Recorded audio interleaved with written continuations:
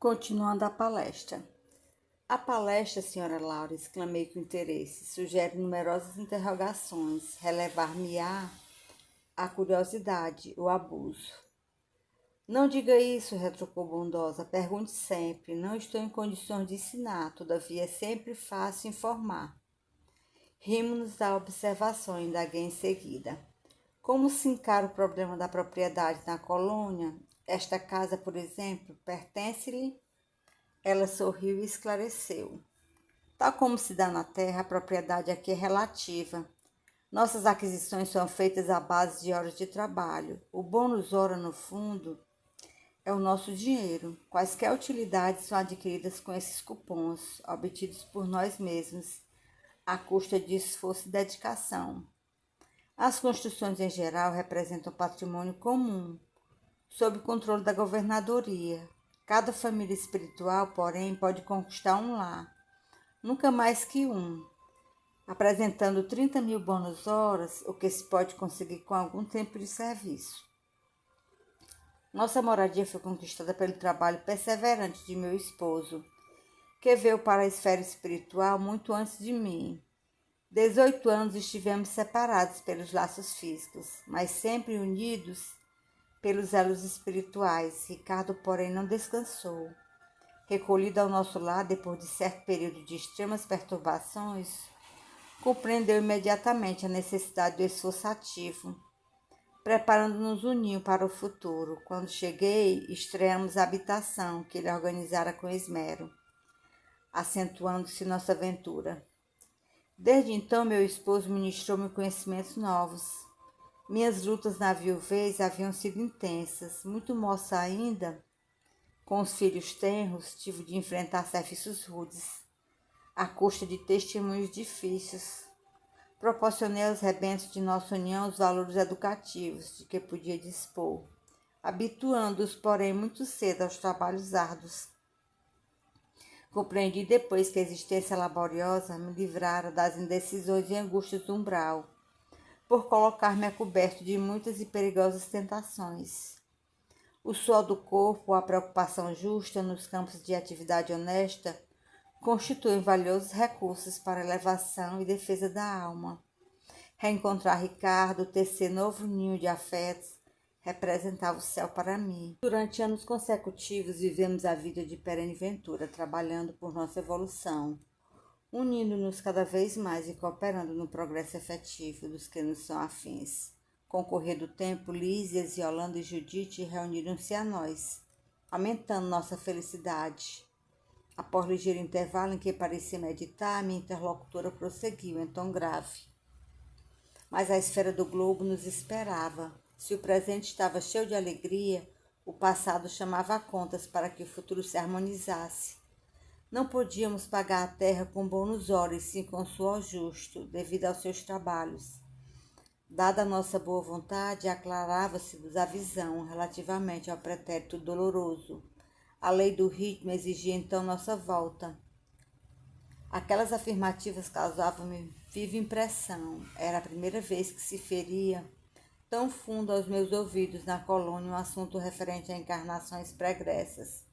Senhora Laura, exclamei, interrompendo-a, permita por obséquio uma parte. Perdoa a curiosidade, no entanto, até agora ainda não pude conhecer mais detidamente o que se relaciona com meu passado espiritual. Não estou isento dos laços físicos, não atravessei o rio da morte, a senhora recordou o passado. Logo após sua vinda, ou esperou o concurso do tempo? Sim, replicou sorridente, antes de tudo é indispensável nos despojarmos das impressões físicas. As escamas da inferioridade são muito fortes. É preciso grande equilíbrio para podermos recordar, edificando. Em geral, todos temos erros clamorosos nos círculos da vida eterna. Quem lembra o crime cometido costuma considerar-se o mais desventurado do universo. E quem recorda o crime de que foi vítima considera-se em conta de infeliz do mesmo modo. Portanto, somente a alma muito segura de si recebe tais atributos como realização espontânea. As demais são devidamente controladas no domínio das reminiscências, e se tentam burlar esse dispositivo da lei, não raro tendem ao desequilíbrio e à loucura. Mas a senhora recordou o passado de maneira natural, perguntei. Explico-me, respondeu bondosamente. Quando se me aclarou a visão anterior, as lembranças vagas me causavam perturbações de vulto. Coincidiu que meu marido partilhava o mesmo estado d'alma. Resolvemos ambos consultar o assistente Longobardo. Esse amigo, depois de minucioso exame das nossas impressões, nos encaminhou aos magnetizadores do Ministério do Esclarecimento. Recebidos com carinho, tivemos acesso em primeiro lugar à seção do arquivo, onde todos nós temos anotações particulares. Aconselharam-nos os técnicos daquele ministério a ler nossas próprias memórias durante 2 anos, sem prejuízo de nossa tarefa do auxílio, abrangendo o período de 3 séculos. O chefe do serviço de recordações não nos permitiu a leitura de fases anteriores, declarando-nos incapazes de suportar as lembranças correspondentes a outras épocas. E bastou a leitura para que se sentisse na posse das reminiscências, atalhei curioso.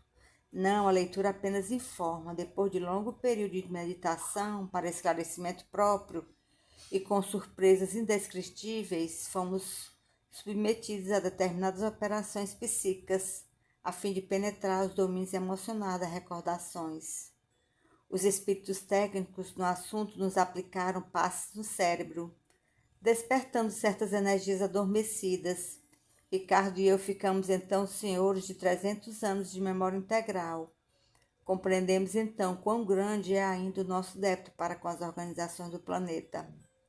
E onde está nosso irmão Ricardo? Como estimaria conhecê-lo? Exclamei sob forte pressão. A progenitora de Lisa meneou significativamente a cabeça e murmurou. Em vista de nossas observações referentes ao passado, combinamos novo encontro nas esferas da crosta. Temos trabalho, muito trabalho na terra. Desse modo, Ricardo partiu há 3 anos. Quanto a mim, seguirei dentro de breves dias. Aguardo apenas a chegada de Teresa, para deixá-la junto aos nossos.